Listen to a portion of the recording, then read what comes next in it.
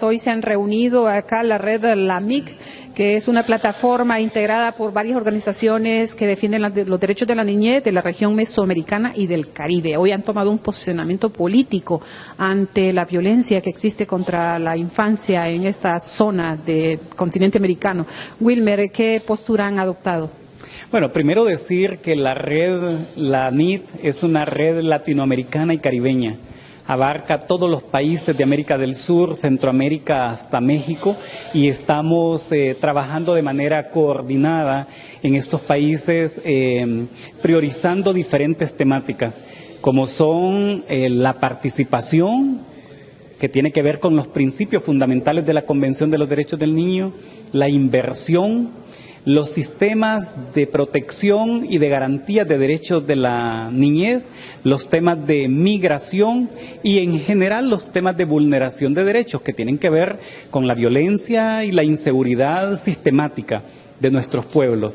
Y hoy hemos estado reunidos acá en un encuentro centroamericano y caribeño, representantes de todos los países, incluso República Dominicana y Cuba, donde hemos estado haciendo un análisis de la situación de vulneración de derechos humanos, de la niñez, de la adolescencia y la juventud, cuál es el rol que asumimos las organizaciones de la sociedad civil y cuál es el rol que asumen los estados a través de la institucionalidad pública, el rol de la cooperación internacional, cuáles son los principales desafíos que nosotros tenemos para poder garantizar el respeto a los derechos fundamentales de este sector que en la mayoría de los países resulta ser casi el 50% de la población. Hemos analizado particularidades de los países de Centroamérica, especialmente lo que está pasando en la hermana República de Nicaragua, qué es lo que está pasando en Honduras, qué es lo que está pasando en El Salvador y en Guatemala, que hemos tenido contextos muy particulares.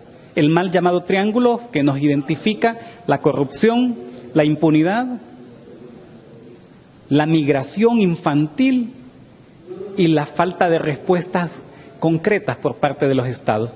Y en el caso particular de Nicaragua, lo que todos conocemos como una crisis política que se está viviendo en este momento.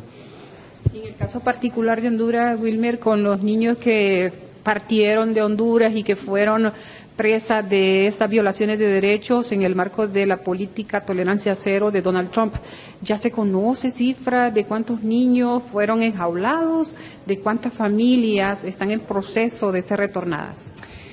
Debo de decir que una de las debilidades que tenemos los países de la región es la falta de datos, de documentación, de sistematización de información. Y muchas veces es difícil para la sociedad civil, que no tiene el rol de ser investigador, sino más bien es de hacer veeduría social e incidencia política. Se nos complica cuando los estados no nos ofrecen la información oficial y no hay acceso a lo poco que puede haber. Sin duda alguna, lo que sí sabemos es que en Honduras han sido retornados hasta la fecha casi 4,000 niños y niñas. Solo este año. Y eso es alarmante, porque no solo es el hecho que hayan retornado, es que eso evidencia que no hemos podido frenar la migración. Y aunque nosotros reconocemos la migración como un derecho humano, pero también nos preocupa que la gente tenga que estar saliendo y que la gente prefiere correr el riesgo de perder su vida en el camino, de perder una de las partes de su cuerpo, de ser abusados física, emocional y sexualmente. La gente se arriesga a perderlo todo, pero creen que es preferible hacerlo a quedarse en un estado fallido, en un estado que no es capaz de dar respuestas a los problemas fundamentales que tiene la sociedad hondureña. En este trabajo de veedurías sociales que realizan ustedes desde la sociedad civil, ¿han encontrado alguna respuesta? Porque el gobierno dice que hay acciones para proteger a la niñez y la juventud. ¿Han identificado ustedes ese trabajo y cuáles son esas acciones? Debo de reconocer que a pesar de las diferencias que existen entre las organizaciones de la sociedad civil con la institucionalidad pública, los cuestionamientos permanentes que nosotros hacemos, debo de reconocer que hemos encontrado un mecanismo de coordinación.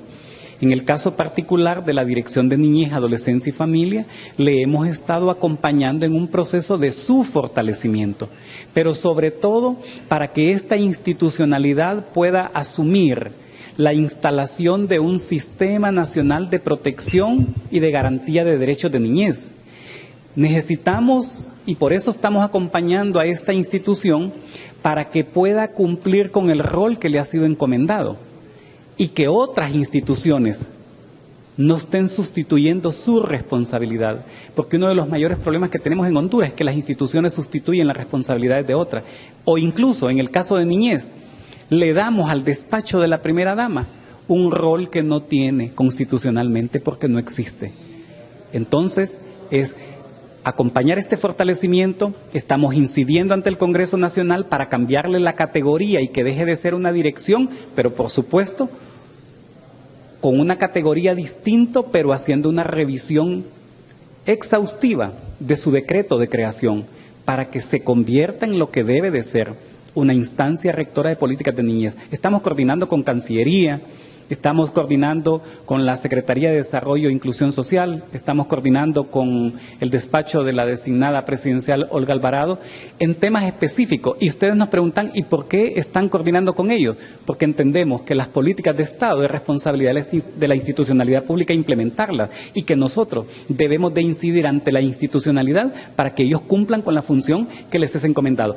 Y para terminar esta parte quiero decirle, la semana pasada estuvimos visitando puntos fronterizos con la DINAF, para ver cuál es la respuesta que en la frontera se está dando cuando hay migración irregular, cuáles son los protocolos que se están implementando, si de verdad la institucionalidad está funcionando. Y fuimos y vimos también los albergues donde se reciben a los migrantes. Necesitamos ser veedores sociales para que a partir de ahí nosotros también podamos hacer recomendaciones a estas instituciones para que de verdad encarrilen sus acciones a una respuesta integral. ¿Cómo tener confianza con una institucionalidad donde no tiene cifras precisas con las personas que supuestamente trabaja? Porque le preguntábamos a la señora Loli Salas sobre los datos que tiene sobre los menores que están en Estados Unidos y de las familias que podrían ser deportadas y desconoce esos datos estadísticos. Bueno, la DINAF tiene una unidad responsable directamente del tema de migración. Deberían de darle los datos porque sí los tienen, sí tienen esa información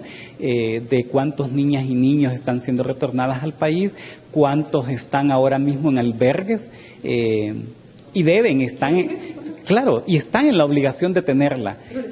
Bueno, seguramente ha habido una debilidad de la institucionalidad, no solo de la DINAF, sino también de la Cancillería y de otras instituciones del Estado que tienen la responsabilidad de monitorear el tema de migración.